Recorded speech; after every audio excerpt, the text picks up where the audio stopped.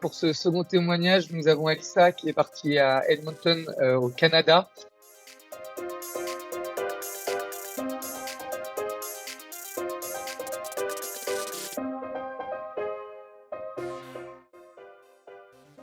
Premièrement, j'étais jamais allée au Canada, donc j'avais très envie de découvrir ce pays. Pourquoi Edmonton? Parce que parmi les choix, déjà, ça faisait partie des universités qui étaient dans la partie anglaise du Canada. Donc moi aussi, le but, c'était d'améliorer mon anglais. Et c'était une bonne université, donc ça s'appelle l'Université d'Alberta, donc c'est la province. Une bonne université réputée au Canada, une des meilleures du Canada. Et enfin, pour les paysages qu'on peut voir autour de la ville. Donc comme moi c'était que 4 mois l'échange, donc moins de 6 mois, j'avais pas de vrai visa à faire, c'était seulement un visa étudiant, j'ai plus exactement le nom, mais c'est juste un papier qu'il faut remplir et en 10 minutes on a le document, donc ça voilà. Après il faut quand même s'y prendre en avance au cas où il y a un problème ou quoi. Mais je pense que je l'ai fait en septembre quand même. Même si vous avez une assurance en France, il faut prendre obligatoirement l'assurance étudiante là-bas. Qui coûte, pas dire de bêtises, mais c'est autour des 80 € pour les 4 mois. Et après, niveau formalité, juste un passeport à jour et pas de vaccin en particulier. Alors, je suis arrivée, je suis sortie de l'aéroport, donc c'était le soir, il était 22h, il faisait moins 19 degrés. Voilà, bienvenue. Et après, je le savais, on était préparés, on savait qu'on partait vraiment dans le froid, c'est proche des montagnes, proche des Rocheuses, donc c'est vraiment un endroit du Canada où il fait très froid. Pour te donner une idée, en 4 mois, je suis passée de moins 25 degrés de moins 30 degrés à 30 degrés, donc vraiment 60 degrés en 2 mois, l'espace de 2 mois, c'était. Donc voilà, donc après, au niveau de la valise, du coup, c'est un peu compliqué parce qu'il faut mettre des choses chaudes, des choses pour le froid. On a eu la liste des personnes qui étaient parties avant dans l'université, donc on les a contactées pour avoir quelques infos, etc. Donc il y a des logements sur le campus, donc il y a le choix entre plusieurs résidences, entre 3 résidences, mais principalement entre 2, donc une qui s'appelle le Hub et une qui s'appelle la International House. Dans le Hub, ça va être des appartements de 2 ou de 4 personnes. Et dans la High House, donc ça va être plus chacun a sa chambre avec sa salle de bain, mais après c'est des cuisines partagées, des lounges, etc. Donc moi j'étais au Hub, l'appartement était très bien, donc franchement je le conseille. Et la High House, après ce qui est bien, c'est qu'ils organisent aussi des trucs, c'est un peu plus pour la cohésion entre les différents pays, etc., les découvertes culturelles, donc c'est aussi très bien. Et honnêtement, on allait beaucoup à la High House, on était un gros groupe, donc il y en avait qui habitaient un peu à droite à gauche, donc on se réunissait très souvent à la High House. Il me semble que c'était 560 $ canadiens, donc ça fait 390 € à peu près par mois. Donc ça c'était pour le Hub. La High House c'est plus cher, je sais pas le prix mais c'est plus cher. Après il y a tout sur le site de l'université. Alors le campus, en fait Edmonton c'est quand même une grande ville et donc le campus est vraiment au centre de la ville, il y a downtown, donc c'est vraiment le centre où il y a un peu tout, etc., qui est pas forcément très, très sympa, pour être honnête.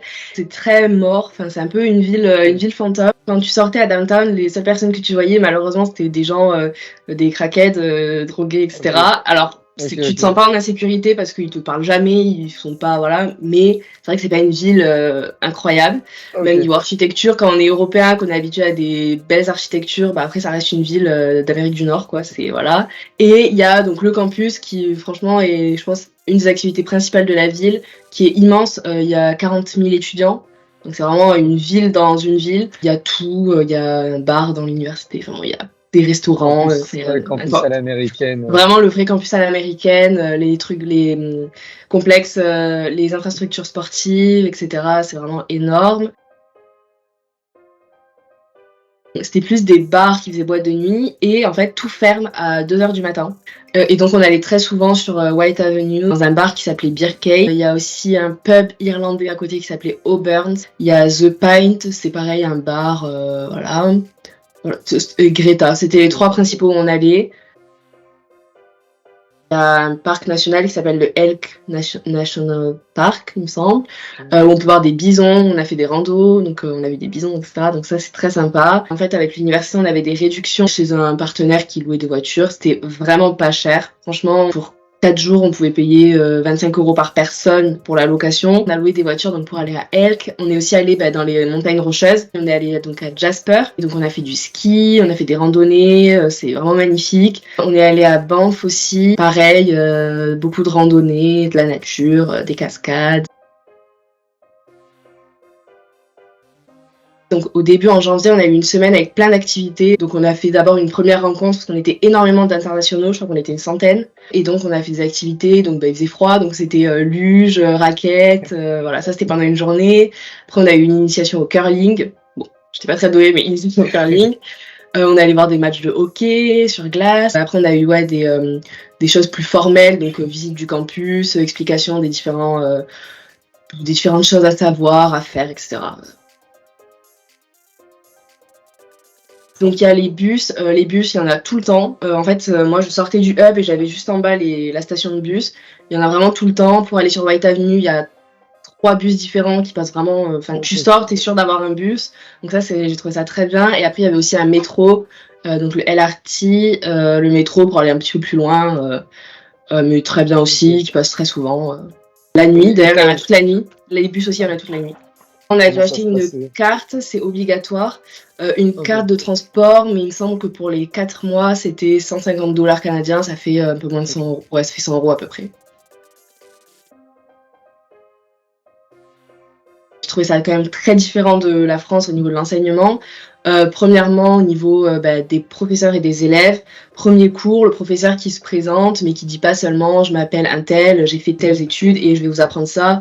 Non, il nous raconte un peu sa vie, j'ai tant d'enfants. Okay. C'est très friendly, enfin ils sont très convivial, c'est plus convivial. Voilà. Pareil, les élèves qui n'hésitent jamais à lever la main, à poser une question, à intervenir, à faire une remarque sur ce que dit le prof. Et le prof qui prend toujours le temps de, même si ça va durer 20 minutes et que c'était pas prévu, de discuter, Voilà, c'est très comme ça. Après, au niveau des cours, en anglais évidemment, une façon d'enseigner, je trouve, alors ça dépend après de chacun, mais qui est plus... on accroche plus, on décroche moins. Okay. Aussi des cours qui durent... donc moi, mes cours duraient soit 50 minutes, soit 1h30. Okay. Donc ça aussi, ça permet de garder la concentration pendant toute la durée du cours. Après, au niveau des évaluations, c'était beaucoup de QCM. Donc ça, c'est pas mal, même si c'est pas forcément évident. Il y a des taxes à ajouter au prix qu'on voit sur la carte. Donc en Alberta, c'est la province du Canada où les taxes étaient les plus faibles. Donc je crois que c'était 5%.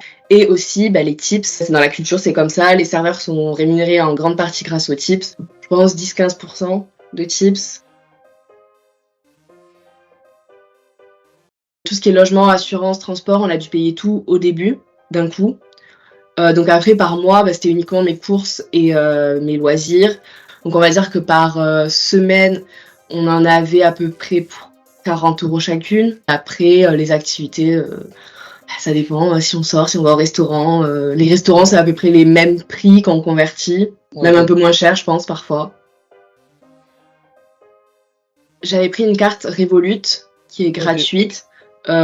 Pour des retraits sans frais. J'avais juste à mettre de l'argent depuis mon compte bancaire, je pouvais recharger n'importe quand avec une application sur mon téléphone. Après, j'avais aussi une carte Lydia. J'avais au cas où ma carte française, mais j'avais pas pris d'option spéciale ou quoi, parce que je savais que j'allais utiliser Revolut et Lydia. Sur le campus, en tout cas, pas trop de environnemental. Dans le hub, par exemple, toute la journée, alors qu'il faisait jour, qu'il faisait beau, les lumières allumées, la nuit, pareil, alors que tout le monde dort. Après, niveau déchets ou quoi, dans l'université, il y avait beaucoup de poubelles de tri, plus ou moins respectées. Moi, je dirais rencontre. Ouais, je pense que c'est le mot pour résumer mon séjour. Je te remercie beaucoup d'avoir pris le temps. Merci à toi. Et une bonne journée. Merci beaucoup.